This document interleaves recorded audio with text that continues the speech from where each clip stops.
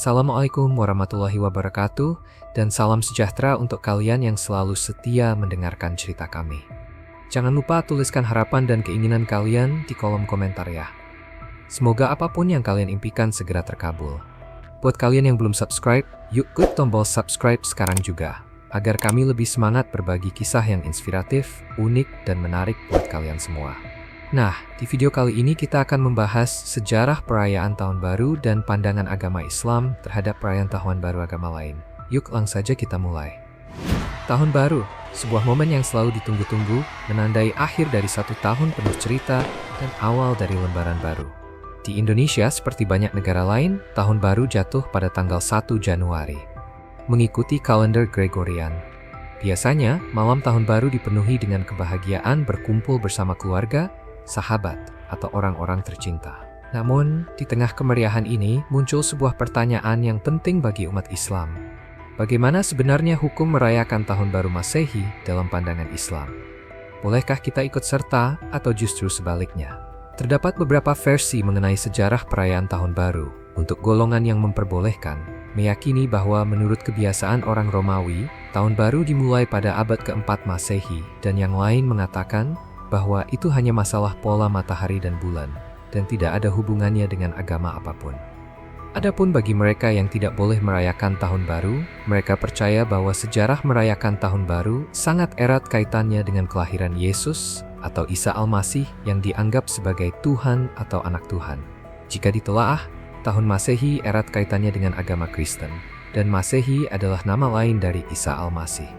Orang pertama yang membuat kalender Kristen adalah seorang kaisar Romawi bernama Gaius Julius Caesar pada tahun 45 sebelum Masehi.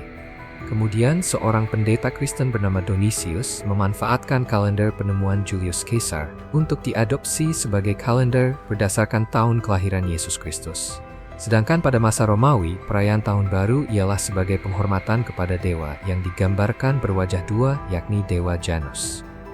Perayaan Tahun Baru terus dilestarikan hingga menyebar ke Eropa pada awal-awal abad Masehi. Sejalan dengan perkembangan agama Kristen, perayaan Tahun Baru menjadi hal yang diwajibkan oleh pimpinan negara yang dianggap sebagai perayaan suci, disatukan dengan perayaan Hari Natal.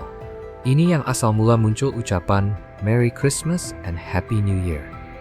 Pendapat yang demikian salah satunya dikemukakan oleh Wakil Ketua Lembaga Bahsul Masail PBNU, yakni Kiai Haji Holil Nafis.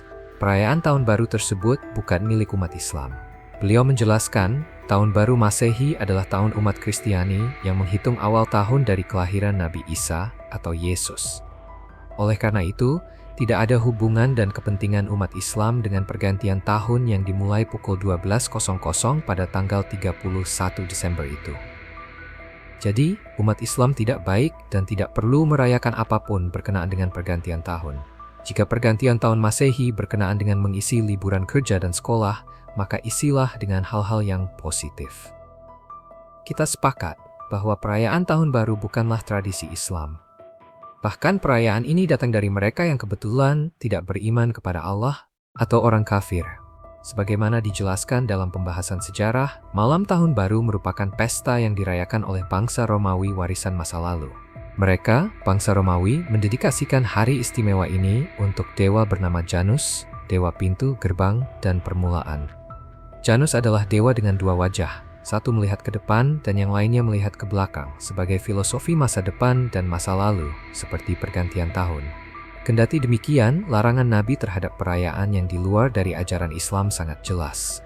Sebagaimana dalam hadis beliau, Rasulullah Shallallahu Alaihi Wasallam bersabda, "Barang siapa yang meniru kebiasaan suatu kaum, maka dia termasuk bagian dari kaum tersebut." Kemudian Nabi Shallallahu Alaihi Wasallam juga bersabda mengenai hari raya untuk guna memberikan teguran bagi sahabat yang masih merayakan hari raya sebelum Islam, yakni perayaan Nairuz dan Mihrajan. "Saya mendatangi kalian dan kalian memiliki dua hari raya yang kalian jadikan sebagai waktu untuk bermain. Padahal Allah telah menggantikan dua hari raya terbaik untuk kalian, yakni Idul Fitri dan Idul Adha." Berdasarkan hadis di atas, maka sangat jelas bentuk pengingkaran Nabi terhadap perayaan yang di luar dari Islam. Meskipun perayaan seperti Nairuz dan Mihrajan yang menjadi perayaan penduduk Madinah, yang mana isinya sekadar bermain-main serta makan-makan. Tidak ada sedikit pun unsur ritual agama di dalamnya. Namun disebabkan perayaan tersebut berasal dari perayaan orang kafir, maka Nabi melarang hal tersebut. Sikap yang sebaiknya dilakukan oleh Muslim dalam perayaan malam tahun baru, jika ditinjau dari penjelasan di atas, ialah dengan membatasi diri dengan tidak andil pada berbagai kegiatan yang didasari pada mengkhususkan malam tahunan tersebut. Terlebih baru-baru ini, umat Muslim telah ditimpa fitnah ucapan Selamat Natal yang dapat mengikis akidah tauhid. Sebagaimana firman Allah, Quran Surah Maryam ayat 88-92. Islam memberikan peringatan tegas kepada umatnya agar tidak menyerupai tradisi, budaya, atau kebiasaan yang berasal dari orang-orang Yahudi, Nasrani, atau kaum kafir. Hal ini ditekankan dalam berbagai hadis Rasulullah Sallallahu Alaihi Wasallam. Salah satu hadis yang diriwayatkan oleh Imam Bukhari berbunyi, "Sungguh kalian akan mengikuti jalan orang-orang sebelum kalian sejengkal demi sejengkal dan sehasta demi sehasta, sampai jika mereka masuk ke lubang dhok, lubang sempit, pasti kalian pun akan mengikutinya." Para sahabat bertanya, "Wahai Rasulullah, apakah mereka itu Yahudi dan Nasrani?" Beliau menjawab, "Lantas siapa lagi?" Hadis ini mengandung peringatan agar kita tidak terpengaruh oleh budaya, tradisi, atau kebiasaan orang Yahudi dan Nasrani. Rasulullah Shallallahu Alaihi Wasallam menyampaikannya sebagai pengingat untuk menjaga jarak dari hal-hal semacam itu. Biasanya, pengaruh ini dimulai dari hal-hal kecil yang lama-kelamaan dapat berkembang menjadi kebiasaan besar yang diikuti tanpa disadari. Rasulullah Shallallahu Alaihi Wasallam juga bersabda, "Barang siapa yang menyerupai suatu kaum, maka dia termasuk bagian dari mereka." Hadis riwayat Abu Daud.